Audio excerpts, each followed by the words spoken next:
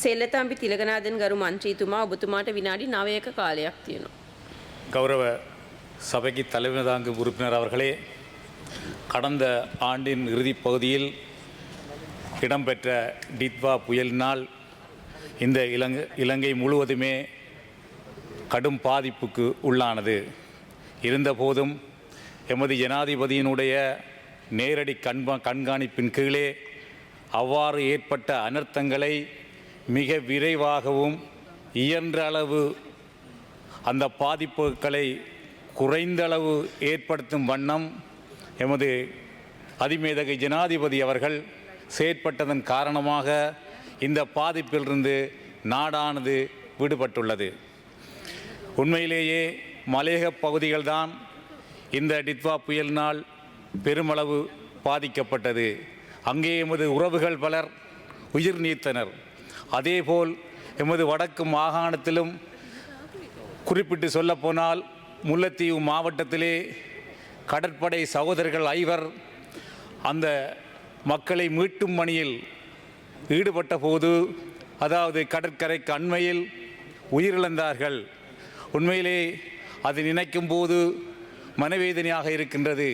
தெற்கிலிருந்து வடக்கிற்கு வந்து வடக்கில் உள்ள மக்களை மீட்பதற்காக எமது வடக்கிலே அந்த உயிர் நீத்தது என்பது ஒரு துயர சம்பவமாகும். அதேபோல வடக்கு மாகாணத்திலே, அதாவது வன்னி பிரதேசத்திலே வவுனியா, மன்னார், முல்லைத்தீவு போன்ற பகுதியிலே பல்வேறுபட்ட அனர்த்தங்கள் ஏற்பட்டது. அதன்போது அரசு அதிகாரிகளும் இராணுவத்தினர், கடற்படையினர், விமானப்படையினர் போன்றோர் மிகவும் விரைவாக செயற்பட்டு அந்த அனர்த்தத்தினால் பாதிக்கப்பட்ட மக்களை மீட்டெடுத்தனர். இதற்கு நான் நன்றி கூற கடமைப்பட்டுள்ளேன். அதேபோல உண்மையிலேயே இந்த டித்வா புயலினால் ஏற்பட்ட பாதிப்புகளை எமது அரசாங்கம் மிக விரைவில் பாதிப்புகளை நீக்கும் என்பதுடன் உண்மையிலேயே வடபகுதியிலே பல்வேறுபட்ட பிரச்சனைகள் பல ஆண்டு காலமாக நீடித்து கொண்டிருக்கின்றது. அவ்வாறான குறைபாடுகளை எமது அரசாங்கம் தற்போது நிவர்த்தி செய்து கொண்டு வருகின்றது.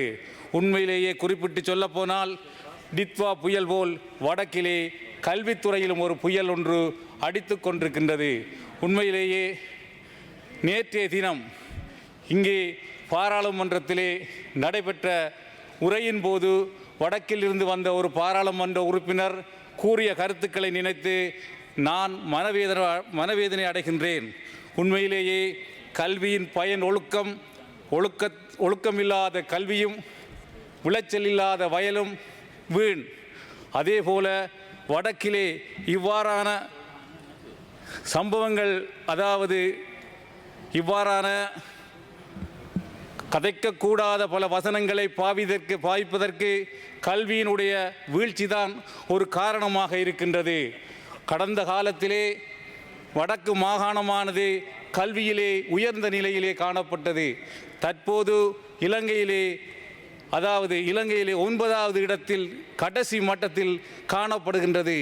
இதற்கெல்லாம் காரணம் அங்கே இருக்கின்ற கல்வி அதிகாரிகள் தான் காரணம் என நான் நினைக்கின்றேன்.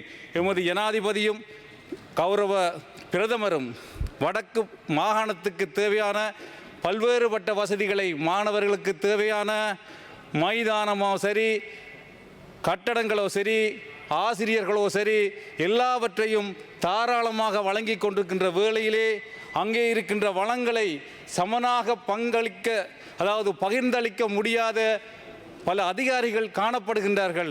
உதாரணமாக கூறப்போனால் கடந்த வருடம் ஜூன் மாதம் வன்னி பிரதேசத்திலே ஆசிரியர் இடமாற்றம் நடைபெற்றது. அந்த இடமாற்றத்தின் போது, அதாவது வித் ரிப்ளேஸ்மெண்ட், பதிலீட்டுடன் தான் ஆசிரியர்களை விடுவித்தார்கள்.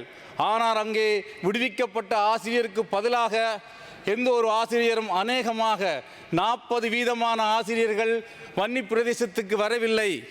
இதனால் அங்கே பாதிக்கப்பட்ட மாணவர்கள் கல்வியிலே பெருமளவு உண்மையிலேயே வன்னி பிரதேசமானது யுத்தத்திலே தாயை இழந்து தந்தையை இழந்து உடைமைகளை இழந்து பாதிக்கப்பட்ட அந்த சமுதாயத்துக்கு தேவையான கல்வியை வழங்குவதற்கு வடக்கு மாகாணத்திலே இருக்கின்ற கல்வி அதிகாரிகள் அக்கறை கொள்ளவில்லை, உதாசீனப்படுத்துகின்றார்கள். ஆனால் நான் பல தடவை மாவட்ட ஒருங்கிணைப்பு கூட்டங்களில் அவர்களிடம் கேட்டபோது வழங்குகின்றோம் அனுப்புகின்றோம் என்று பல்வேறுபட்ட நொண்டி சாட்டுக்களை சொல்லி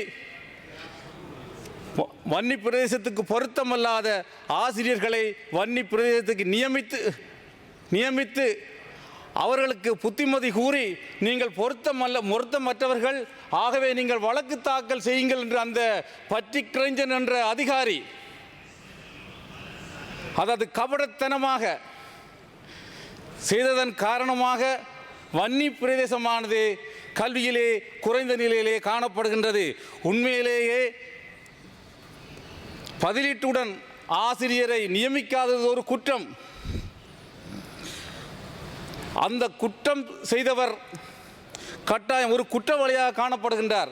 அவ்வாறான குற்றவாளிகளை கல்வி புலத்திலிருந்து அகற்றி நல்ல சிறந்த அதிகாரிகளை எதிர்வரும் காலத்தில் நாங்கள் நியமித்து வடக்கு பிரதேசத்தை கல்வியினூடாக பொருளாதாரத்தை அபிவிருத்தி செய்வோம் என்று கூறி எனது இந்த உரையை நான் நிறைவு செய்கின்றேன். நன்றி.